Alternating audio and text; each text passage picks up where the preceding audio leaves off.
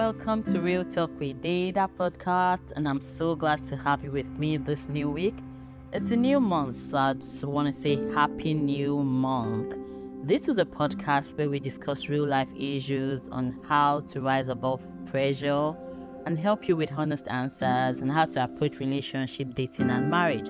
So on that note, today we'll be talking about marriage and how to plan your budget as couples. Planning your budget as couples involves so many things. Don't go away. Be right back, okay?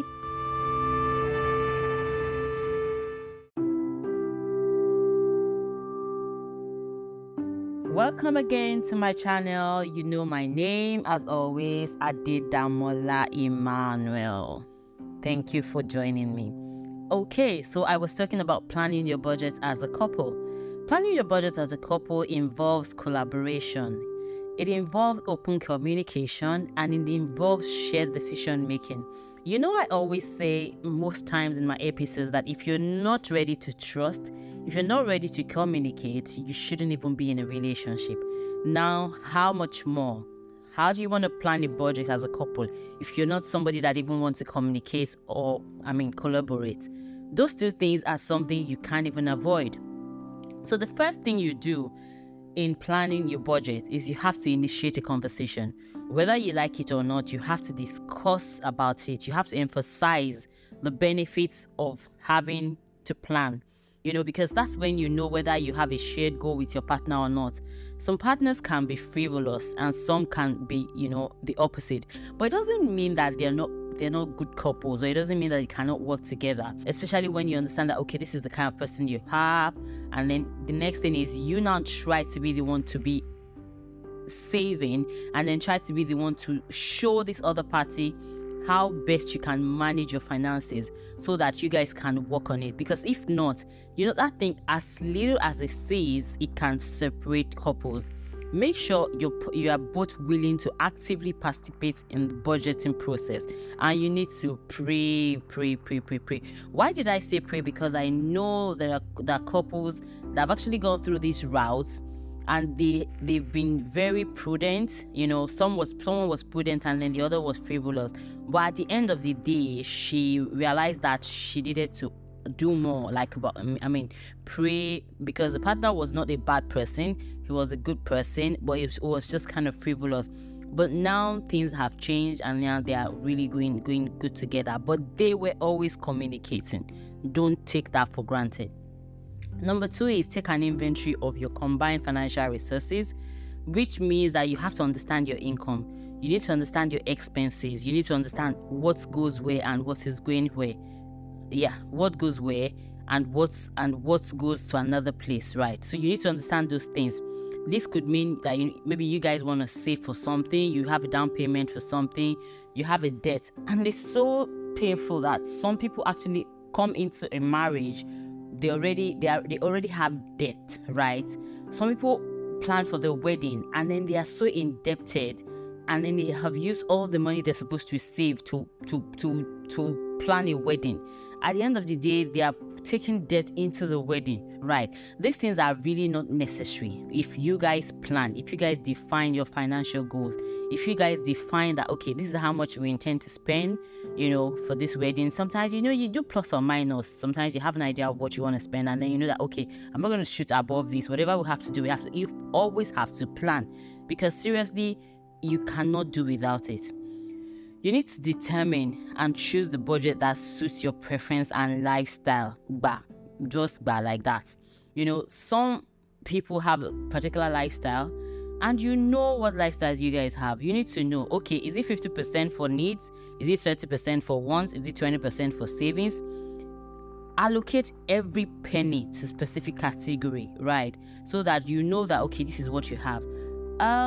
I'm of the opinion that you can have a joint account, right? But it depends on you guys. It's not cast on stone. You should have a joint account, I believe, but it's not necessary, especially when you guys understand that it's not my money is my money or something. It is our money. So even if you have a personal account, both have a personal account, you guys can still spend together as though you guys had a joint account. So it's not really, there's no hard and fast rule about that. identify, right? Identify the fixed variables. You know what they are now. You know utilities, you know insurance, you know how you pay for your fiber or whatever country you are, you know what you pay for your maybe telecom, you know how you allocate these things. Somehow there's this silent way of knowing that okay, this is how much I'm going to pay for certain things. And then there's some people that they don't even discuss maybe buying things for the grocery for the house and all that. Silently you just know that okay, I'm going to buy grocery for the house. Why do you do that? Because you know that your husband has done so many things already, right? So what am I saying? I'm saying that you need to have a fix. When it comes to fix are the utilities, the ones you can't do without. Fix are maybe DSTV, maybe fiber network and stuff like that. All those things, you know that these ones are fixed. At the end of the month they come in, so you have a fixed one. And then you have for transportation that is fixed. Maybe someone is going to work or someone else is doing remote. You know, you just have all these things, and then you have a spending pattern. So at the end of the month, you know that okay, this is going to possibly you have a maid. That's if you're in Nigeria, you know, or if you're not in Nigeria, you could have housekeeper, whatever, you know. So you know that okay, at the end of the month, this is going to whoever, but they are fixed. So you know that there are some that are fixed, and you know that there are some that are variables. So you only know what it is, but it's always good to communicate about all these things. That's where budgeting comes in. That's how you know what you're budgeting. Then allocate funds to each category, like I said. So based on your income and your goals, you be able to allocate the funds. Then set spending limits. Yes, so you need to set spending limit. Like okay, determine how much you're comfortable to spending, you know, on non-essentials. Some people, I don't want to call going to the gym non-essentials. No, it is not, you know, because it's lifestyle. So you know what you spend on your lifestyle is health and lifestyle. So okay, this month it's a particular amount you spend on your lifestyle. You know what you're spending on non-essentials. You know what you're spending on your personal indulgences. You just want to know so that you don't overspend, right? You're not somebody that is how do they call that thing? I can't remember now, but there's this word that is particularly used for people that just spend, you know, to just spend frivolously. Once they see anything, they just want to buy it. Don't be like that. Set a limit, because it always affects your partner. You know, you just keep spending. It's not a nice way to live. Set spending limit, and then review and adjust it regularly. Right, review your budget. You can do that. Sometimes this utility, sometimes in a particular month you realize that you spend so much. In another month you realize that you can reduce it. You know, either by reducing some things, or probably you have guests and then it increases the bill. And then the other months you don't really have as much guests. So you just know how to, you know, manage this thing, right? Then you have to maintain open communication, right? Like I said, you need to keep that line of open communication. You need to keep it. I said this in the beginning. I said communicate. Now I'm saying it again for the uptime time. I said maintain open communication. Keep the line of communication open regarding your budget. You need to discuss it. You need to regularly check yourself. See, budgeting as a couple requires commitment. It requires trust. And it requires ongoing communication. It does. You have to be supportive of each other's financial goal. You know what your husband wants. Maybe it's probably he wants to get a house. And remember, even if he gets a house, it's for the shelter. Shelter is for both of you. You just need to understand that you guys are a team. That's what I preach all the time.